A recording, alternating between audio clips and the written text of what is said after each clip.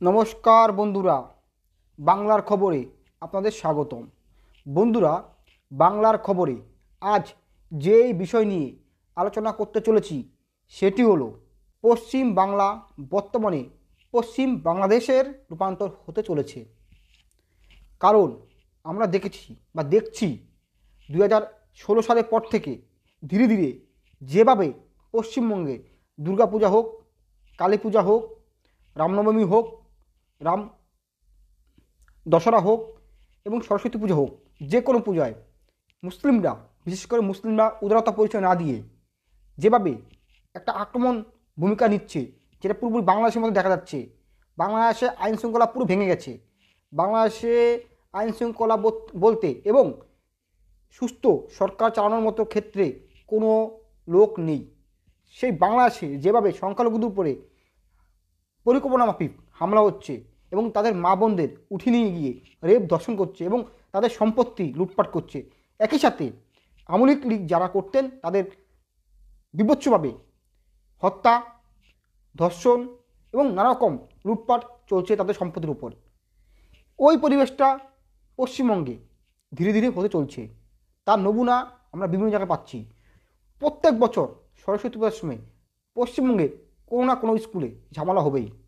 সরকার সুস্থভাবে নিরাপত্তা দিতে ব্যর্থ। তাই নমুনা আমরা দেখতে পেলাম কোথায়? নদিয়া জেলার হরিণঘাটা থানার অন্তর্গত, অর্থাৎ হরিণঘাটা বিধানসভা কেন্দ্রের অন্তর্গত দাসপোল ডাঙ্গা প্রাথমিক বিদ্যালয়, অর্থাৎ নগর উকড়া যাওয়ার পথে, চাকদা থেকে নগর উকড়া যাওয়ার পথে যেই হরিণঘাটা দাসপোল ডাঙ্গা প্রাথমিক বিদ্যালয়ে এই ঘটনা ঘটেছে। এই নিয়ে বর্তমান যে হরিণঘাটার এমএলএ বিজেপির, তিনি একটি প্রতিবাদ স্বরূপ কথা বলেছেন এবং তিনি আশ্বাস দিয়েছেন ওই স্কুলে, অর্থাৎ দাসপোল ডাঙ্গা প্রাথমিক বিদ্যালয়ে এবারে সরস্বতী পুজো হচ্ছে। কি ঘটেছে ওই স্কুলে, কারা ঘটিয়েছে বা তারা কি চাইছে, সেই ভিডিও ফুটেজটা আপনারা দেখে নিন এবং পরবর্তীকালে আমি এই নিয়ে দু চারটি কথা বলবো।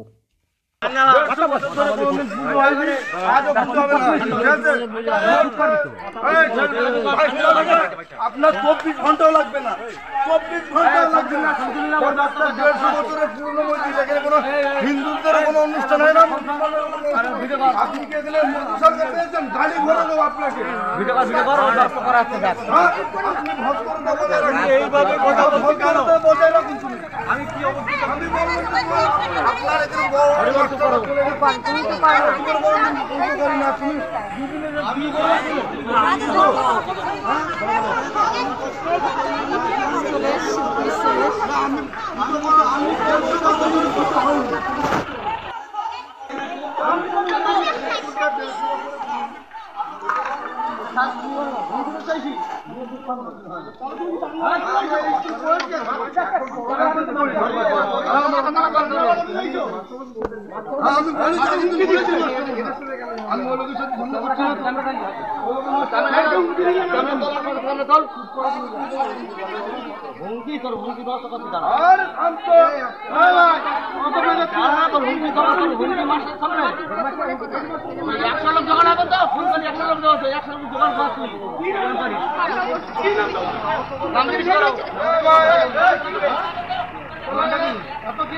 আমাদের কি আছে?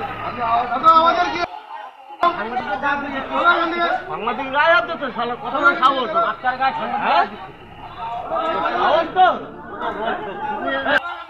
আমি শ্রী কাশিরাম বর্মন, দাসপোলডাঙ্গা প্রাইমারি স্কুলের দায়িত্ব আছে।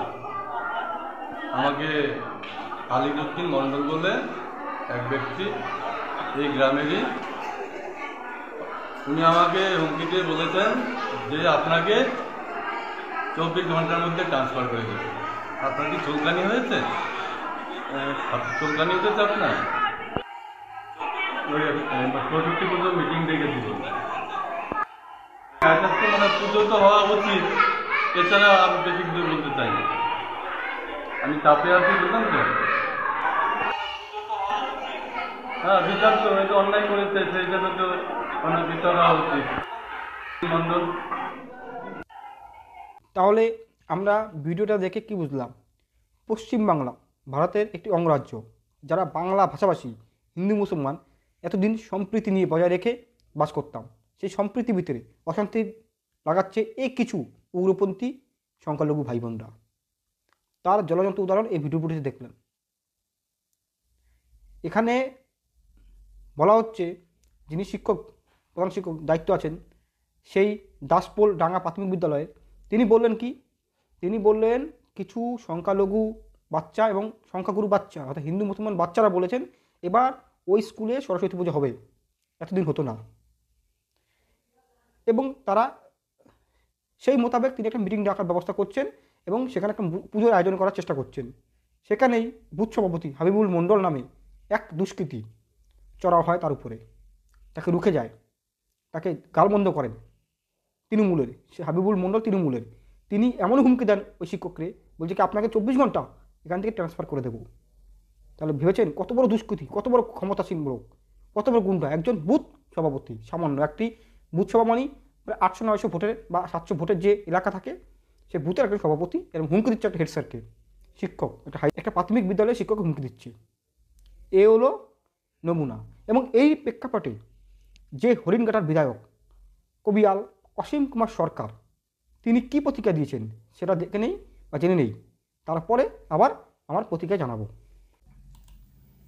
হরিণঘাটা বিধানসভার নগরুকড়া 1 নম্বর পঞ্চায়েতের দাসবাড়িয়া প্রাথমিক বিদ্যালয় 235 নম্বর বুথে যে ঘটনাটি ঘটেছে অত্যন্ত দুঃখজনক। আমি ওখানকার হেডমাস্টার মশাইকে ফোন করেছিলাম, ওনার ফোন নাম্বার 6297293339। আমি বলেছিলাম মাস্টার মশাই সরস্বতী পূজা উপলক্ষে কি ঘটনা ঘটেছে? উনি আমাকে বললেন যে হিন্দু মুসলমান সব শ্রেণীর বাচ্চারা আমাকে বলল যে স্যার সব স্কুলে সরস্বতী পূজা হয়, আমাদের স্কুলে কেন হয় না স্যার? তাদের কথা শুনেই আমি সরস্বতী পূজা করব বলে সিদ্ধান্ত নিলাম। কিন্তু মাস্টারমশাই বললেন বিশেষ করে জিহাদি তালিবান এবং সন্ত্রাসীর দলে একজন মুসলিম, সে তার দলবল নিয়ে এসে, তার নাম আলিবুদ্দিন মন্ডল, সে মশাইয়ের উপরে চড়াও হয়, বলছে এখানে কোনো সরস্বতী পূজা করা চলবে না। আমার কথা হচ্ছে এটা শুধু আলিবুদ্দিনের দোষ নয়, এটা সম্পূর্ণ দোষ মাননীয় মুখ্যমন্ত্রী, মাননীয় পুলিশ মন্ত্রী, যিনি বাংলার সমস্ত দায়ভার যার উপর বর্তায়, তিনি এই দুধের গাভীদের এইভাবে আস্কারা দিয়েছে বলে আজ মা সরস্বতী বিদ্যার দেবী তার পূজা করতে এরা বাধা দিতে সাহস পাচ্ছে। আমি যদি বলি মুসলিম ভাইদের তাদের পরব উদ্দেশ্যে যত ছুটি দেওয়া হয়, কেন আমার হিন্দু সম্প্রদায়ের ছেলে মেয়েরা সেই ছুটির জন্য তাদের লেখাপড়া থেকে তারা বঞ্চিত হবে? ঈদ উল ফিতর, মহরম, তারপরে রয়েছে শবে বরাত, বিভিন্ন রকমের ছুটি, তারপর আজান দিচ্ছে ভোর 4টের থেকে, সকালবেলা, দুপুরবেলা, সন্ধ্যাবেলা, রাত্রিবেলা। আমি কেন তার আজান শুনতে যাবো মাইকে? বৎসরে একবার দিক, এটা তো একবারই পূজা, তাহলে আমি তার আজানটাকেও বন্ধ করার প্রস্তাব দিচ্ছি। কেন মাইকে আজান দিতে হবে? আমার কোনো মন্দিরে তো প্রত্যেক দিন এইভাবে বাজে না মাইক। আমরা ভারতবাসী হিন্দু মুসলমান পাশাপাশি থাকবো। আমাদের মাননীয় মুখ্যমন্ত্রী বলে থাকেন যে ধর্ম যার যার, উৎসব সকল। আর তিনি শুধু ভোটের রাজত্ব করবার জন্য দুধের গাভীদের যেভাবে আস্কারা দিয়ে চলেছেন, এখনো যদি হিন্দু সম্প্রদায়ের কিছু নপুংসক তারা যদি জাগ্রত না হয়, আগামী দিনে জয়ডঙ্কা আর বাজবে না পশ্চিম বাংলায়, আগামী দিনে খোল করতাল আর বাজবে না, হরে কৃষ্ণ নাম হরিবল বলতে হবে না। ওখানকার ফাঁড়িতে আমি কথা বলার পরে ফাঁড়ির ওসি সাহেব বলেছেন 6:30টার সময় দুই পক্ষের 7 জন করে ডেকেছেন, আমাকেও ডেকেছেন, আমি সেখানে থাকবো। এবং আমি বলতে চাই ওখানে সরস্বতী পূজা হবে, যখন বাচ্চারা চেয়েছে হবে। যে কোনো মূল্যে হবে, সরস্বতী পূজা বন্ধ কেউ করতে পারবে না। তাহলে কি বুঝলেন?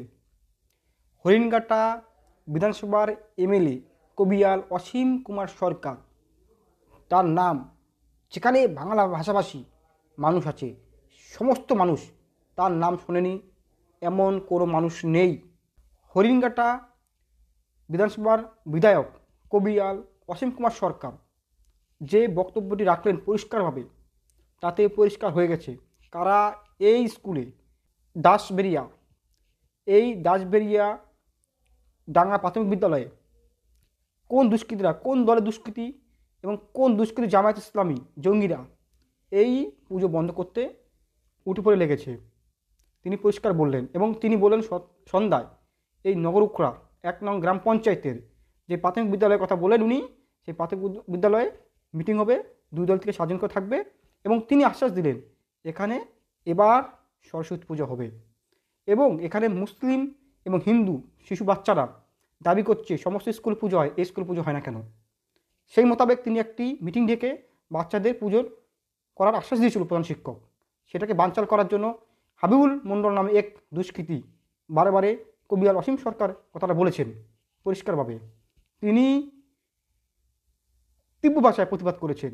একইভাবে যে হিন্দুরা এইসব দেখে চুপ করে আছে তাদের বিরুদ্ধেও তিনি ক্ষোভ উগড়ে দিয়েছেন।